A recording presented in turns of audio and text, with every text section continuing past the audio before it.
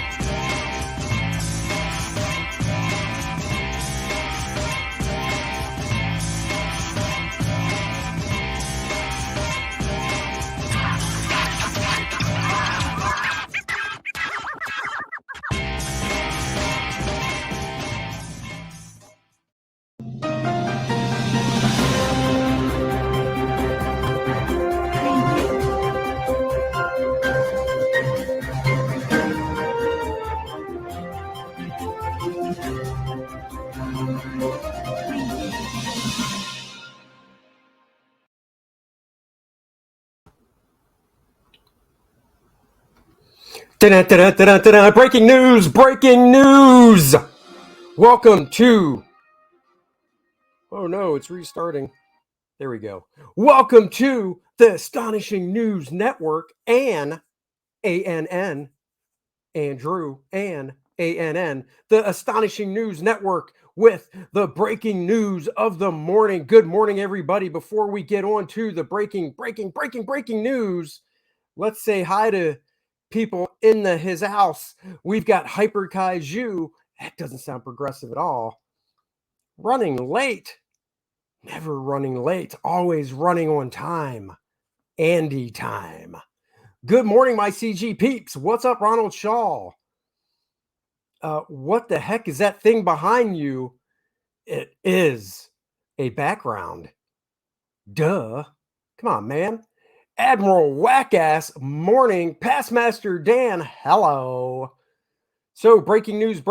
I kind of like this is, we all use StreamYard, and this is the background that, you can pick a different background. I could have a brick wall behind me, but I thought this would be cooler. So don't bust my chops. Let's get to the breaking news of the day. Oh no, everybody grab your ankles because this, my God, Spider-Man fans criticized Dakota Johnson's reported Spider-Verse role as disability erasure. I just like to think they're casting an actress that, is really good at her job. This is so stupid. It is literally called acting. What is acting? Acting is where a person gets cast in a role that is not themselves, and they play that character to the best of their ability, and through wonderful things like makeup and special effects, we will believe they are that person. I believe, wasn't it Jamie Foxx? Didn't Jamie Foxx play Ray Charles? How dare they not cast Ray Charles to play Ray Charles? Could it be because Ray Charles wasn't with us anymore? And I'll be honest, I don't even know. Was Ray Charles alive or dead when that movie was made? I don't know. They cast, there was a movie I saw with Bryan Cranston, and he played a guy in a wheelchair. And Kevin Hart was in the movie as well, kind of playing his caretaker. And the last time I checked, Bryan Cranston is not actually in a wheelchair. So Passmaster Dan says, like Michael Keaton and Batman using the cape, she will use the wheelchair as a prop. So let's read this.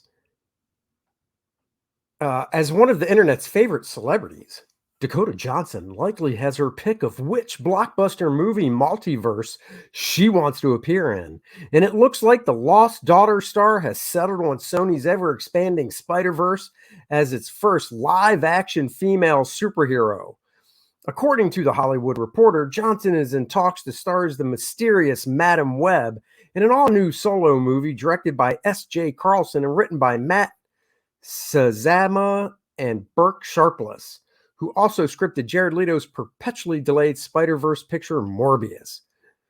But there's a wrinkle to this particular Web. Originally introduced in a 1980 issue of The Amazing Spider-Man, Madam Web is canonically blind and classically depicted as an elderly, paralyzed woman who relies on her psychic abilities, which stem from a neurological condition known as myasthenia gravis. I'm sure I screwed that up. So there you go. To engage with the world. A younger version was introduced in 2010, but that iteration is also blind. If you look at this drawing of Madam Web by the ever fantastic John Romita Jr., I believe I used to have this issue. Madam Web, yes, she's an older woman, but going by this drawing, she's got an hourglass figure going on, if you know what I mean. And so does Dakota Johnson. So, okay, Dakota Johnson, give her some gray hair. And it doesn't have to be gray hair because she's an elderly person. There are women out there that are younger that have gray hair. There's nothing wrong with that. And they're not going to put her in an outfit that looks like this, even though I think that would be pretty cool if they stick to it enough so you can look at it and go, oh yeah, that's Madam Web. But Dakota Johnson is a fantastic actress. Let her do their job. And here's AJ nailed it too. Helen Mirren. Now, Helen Mirren would be awesome. Helen Mirren, for a woman that is pushing 80, I believe, is in phenomenal shape. In fact, because we're going down that rabbit hole, let's see. Oops.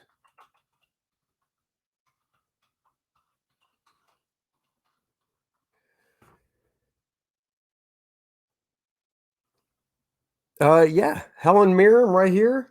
Now, I know this picture is old, no pun intended, but let's just see what we have here. Hold on. Hopefully this will open at some point. Is this the best we're going to get? I guess it is. Nope, it's still, all right, we'll just do this. I mean, right there, we could go with her in it, no problem.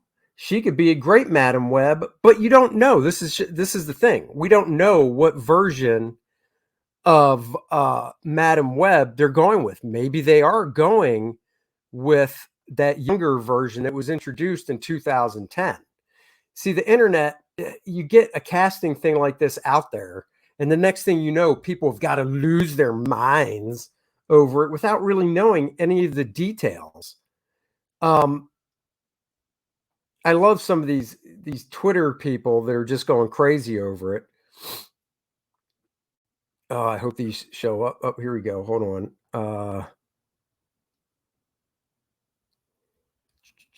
Oh, there were more. Okay, so let's see.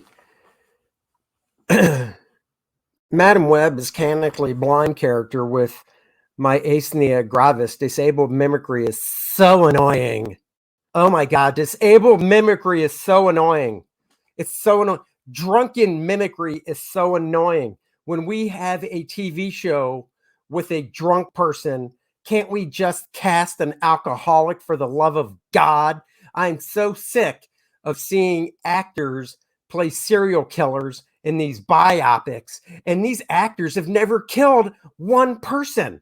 Well, except for maybe Adam Baldwin. I guess if if Alec Baldwin was ever going to play a killer, he would be perfectly cast now because he knows what it's like.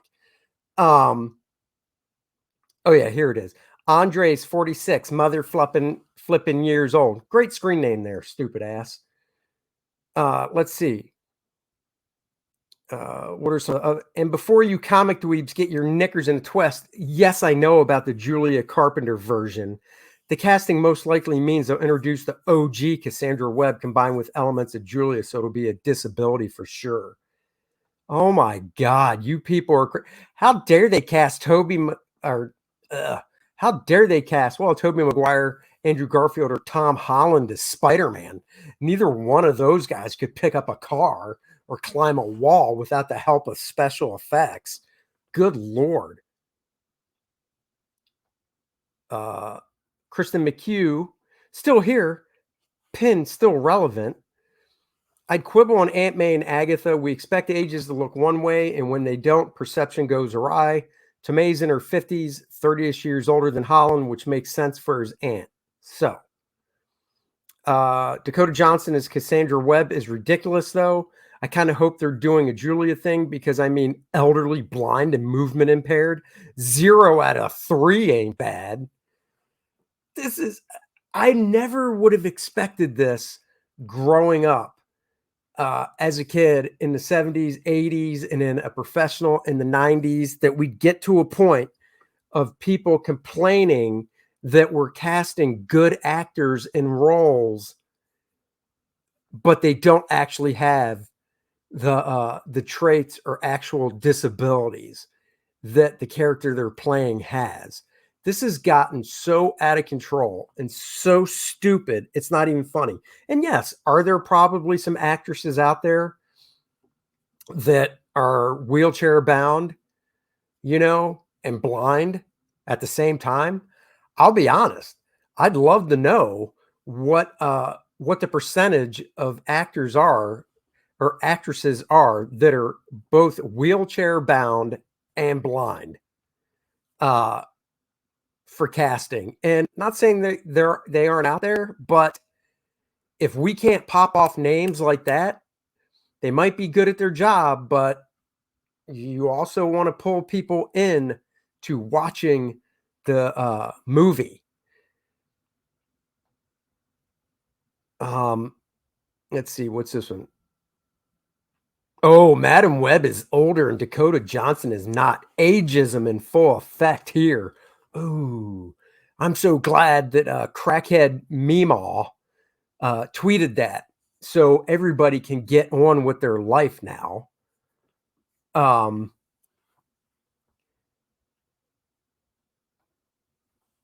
Andy, how do you judge Dakota Johnson as being a good actress? What movies have you seen her in? I did not see 50 Shades of Grey. I know I've seen her in a few things. AJ, how dare you? You know my memory is awful when it comes to remembering things. But just because of that, I am going to go to IMDb and see what movie she's been in that I know I've seen. I'm not saying she's an Oscar-worthy actress. Oops.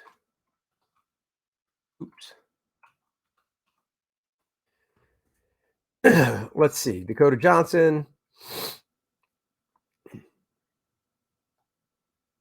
Known for 50 Shades of Grey, The Social Network. I mean, The Social Network, that was 10 years ago or 11 years ago. Okay, good enough.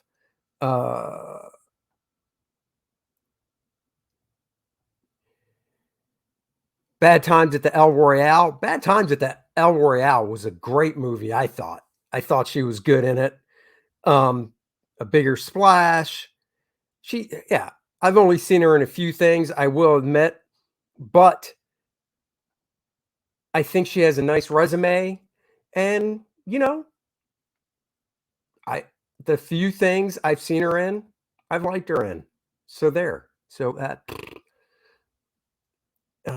Let's see what else we got here. Can't wait to watch Dakota Johnson sit in a chair and be blind for 2.5 hours. Wow, because that's what the whole movie is going to be about. I mean, if anything, I could actually see a headline that said, Sony Pictures making a Madam Web movie, ?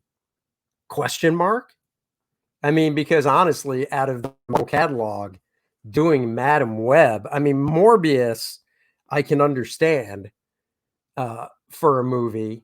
And I don't mind Jared Leto. Jared Leto's been in some things that I'm like, bleh. And then he's been in things where I'm like, that was really awesome. Madam Web, I don't know. I like to think when they pick a character as unique as a Madam Web, that whoever pitched the idea has this story that is just so good. Once again, people that aren't into comics will get hooked from the story itself and be like, wow, that's really cool. And that's what I'm hoping for. But I saw this headline this morning. I go to Yahoo to check my email, and then I see headlines, and I saw this headline, and I'm like, the biggest thing about the headline that stuck out was just people complaining once again. Oh no, how dare they cast a fully abled actress in a role of a character that is disabled, when once again, it's kind of like Scarlett Johansson was going to play a transgender person in a movie. This goes back a few years. She was going to play a transgender woman in a movie, and then everybody got their panties in a bunch because Scarlett Johansson is an actual woman. She wasn't a man that transitioned to a woman. So Scarlett Johansson caved under the pressure and bailed on doing that movie. God forbid a fantastic, I think Scarlett Johansson is a nice actress. I think she's a good actress. God forbid you do that. It's funny because I didn't see any hubbubaloo over the show 911 Lone Star. So on the TV show 911 Lone Star on Fox, one of the actors that plays a fireman, because that show's about, firemen, paramedics, and cops, obviously 911. And one of the actors, this black male actor, is playing a transgender man. So he's playing the role where in the show he was born a woman and transitioned to a man, and now he's this, he's a transgender man in 911 Lone Star. Now, the thing I find funny about it is I think that show's on its third season. And while they touched on that storyline a little bit with the character's past as being a female, and then, making the decision to transition to a man and stuff, whatever, they touched on that briefly. I don't know if it scored too high with focus groups, because that is not brought up at all anymore in the show. And if you just tune into the show, you'd be like, oh, this is just some hunky looking black dude actor they cast to play, a fireman. But I didn't see all the headlines then about, whoa, why didn't they cast a real black transgender man for this role instead of just casting a black male actor? So, where was the big kerfluffle over that? Now, Admiral Wackass got to go. Have a great day. You too.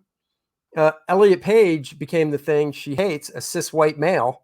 Oh, yeah. And it looks like Elliot Page had some pec implants as well, because can I say, when I saw that topless picture of Elliot Page, I had a little pec and six-pack ab envy going on. But just to show you here that what I'm talking about on 911 Lone Star.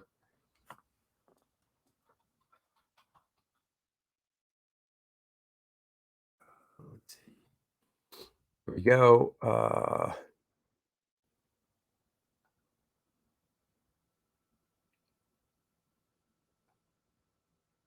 Where's the cast? Here we go. So Brian Michael Smith here. Brian Michael Smith was born in Ann Arbor, Michigan. He's an actor known for roles in 911 Lone Star, Queen Sugar, The L Word, Generation Q, blah, blah, blah.